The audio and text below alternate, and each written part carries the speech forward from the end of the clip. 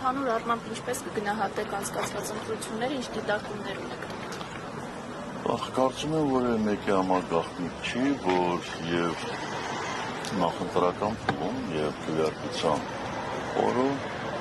տեղի ունեցել մասսայական խախտումներ եւ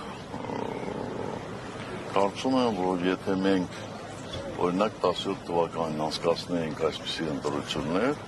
ապա եվրոպական դիտորդները անպայման ֆիքսեին հետևյալ նախադասությունը, որ եւ նախընտրական փուլում եւ քվեարկության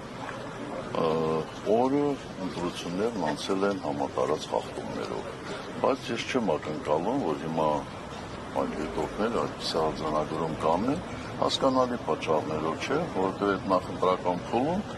իրենց քաղաքական ղեկավարները ամբողջական սատարում են հայտնել այսօրվա իշխանություններին եւ կարծում եմ դա այդ մարդկանց կաշկան։ Ամեն դեպքում արձանագրումներ արվել են, նշվել են նաև վարչական ռեսուրսի օգտագործման։ Այդ մի բան է, երբ որ ասինքն թեթև տենց նշում են, այդ էլ չէի կարող ընդհանրապես չնշել, որովհետև դե շատ ակնհայտ էր էլի։ Իմ ասած ձևակերպումը դա